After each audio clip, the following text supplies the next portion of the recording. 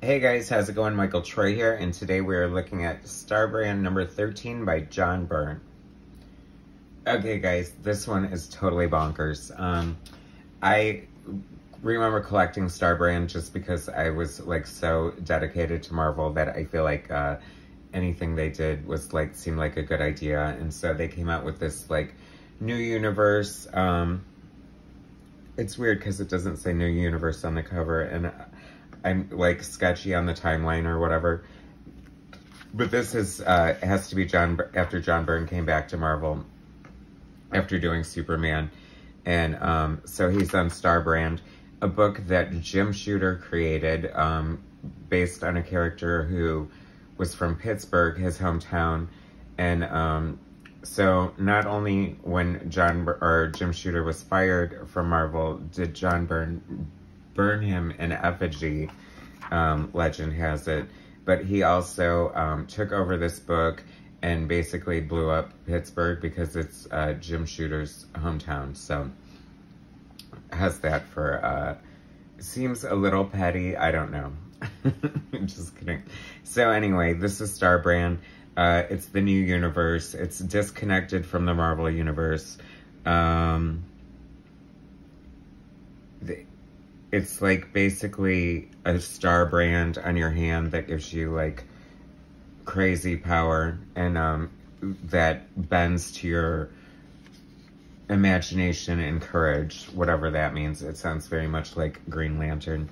So anyway, John Byrne is the writer and doing breakdowns. The team of finishers is Tom Palmer, Danny Bulanati, and Joseph Rubinstein. And so John Byrne is only doing breakdowns, so you can tell it's sort of his work with just the way the figures are posed and the layouts and things like that, but other than that, it's heavily embellished. I kind of like to see the breakdowns because John Byrne does relatively tight breakdowns normally. But somebody like Tom Palmer, who you see his work here, is definitely a heavy finisher and somebody that, you know, goes for a certain look. So anyway, the Star Brand has this pregnant girlfriend. This is so crazy, and they're going to Pittsburgh after it's been blown up by the Star Brand, who was a superhero, and now he looks like a villain. But I have to say, did we point out how crazy this cover is? Like, it's so, like, simple that Byrne didn't even sign it, but those look like Byrne hands to me and a Byrne baby because he's notoriously not great at drawing children. The only thing he can't draw extremely well, because everybody knows I love John Byrne.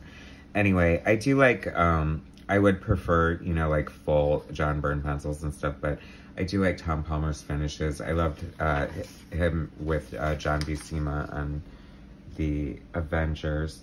But anyway, so this pregnant chick, she comes all the way to Pittsburgh to I don't know what, and then her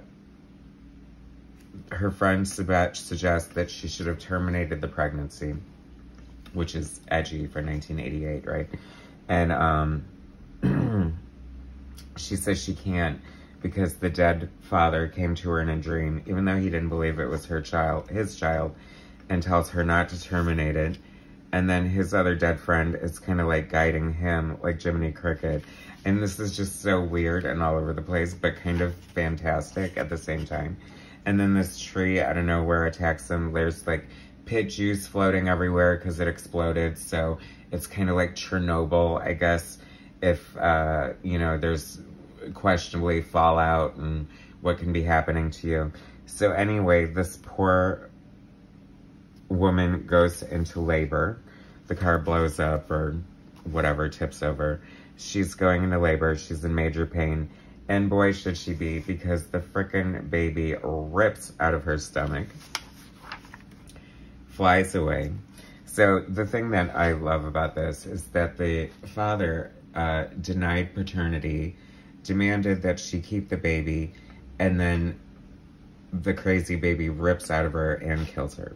And I can instantly tell that this is Joseph Rubinstein's inks, because that looks exactly like like one of the tones he uses and just his finishing. And I think that was fun to point out. And oh my god, this baby looks so crazy with this huge, like, overhanging gut and, like, cellulite in its legs. I don't know, nutty, right? So then, what else are the friends of this woman to do? I mean, a baby's just ripped out of her. They're out in the middle of nowhere in this Jeep or whatever that's flipped over. So they have to bury her. And luckily, they had whatever materials it took to make, like, a makeshift gravestone. I really need to know what John Byrne was thinking throughout this whole thing, because this, I can't even begin to describe. And so they're getting attacked by this wolf. But then here comes the disembodied head of the infant with really gross, like 57-year-old man comb over hair. Oh my gosh, actually it looks like somebody else with a comb over that I can think of right now, especially right there. John Byrne's known for being like very prophetic with his work, like predicting things like, I won't give any examples. You can Google it if you want to. But okay, I will give an example. When Princess Diana died, it was the same week that Wonder Woman died, so there was like bad timing. Like, because they were both Princess Dianas, and they both died. But of course, comic books are made, you know, well in advance of anything like that, so how could John Byrne possibly have predicted that? So anyway, this disembodied head, I hope this isn't spoiling it for you, because I feel like it's making it so much better. But stop now if you don't want to be spoiled. But if you do stop now, make sure you like and subscribe and share my content, okay? So this disembodied head sensed when it departed, it says, after I freed myself. That is such a great take on being born, freeing yourself from the womb, even if you have to rip your way out of it. So he sensed her essence departing, as most essences do when you have a baby ripped out of your body. So he absorbed her essence, and that's kind of crazy.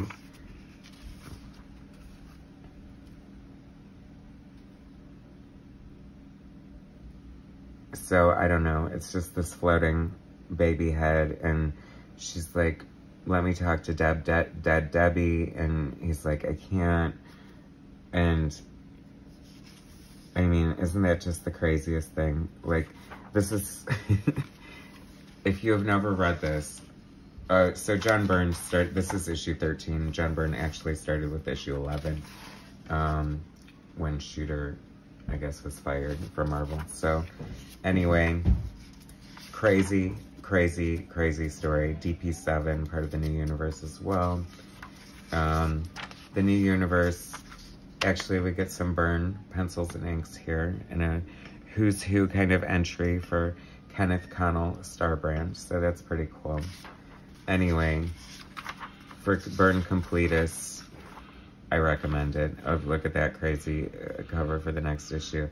I mean, you know, a naked baby is, like, scary as all get out, but probably not the most exciting villain, I don't think. Anyway, that's Starbrand by John Byrne, and his attempt to malign Jim Shooter, I feel, in a way. I did watch this really super long interview with Jim Shooter. It's like 8 hours long, but totally worth watching. And when talking about John Byrne, he's always very respectful of his talent. And he feels Byrne's only gripe with him was that he didn't let him do whatever he wanted. And Byrne's kind of notorious for disliking editorial guidance. So we'll just leave it at that. Anyway, so that's Starburn. Totally check it. Starbrand. Did I say Starburn? Starbrand. Totally check it out. It's great. It's crazy. I kind of love it. Thanks for watching. Please subscribe to my channel. Hit like. Share my content. And I'll bring you some more later. Thanks, guys.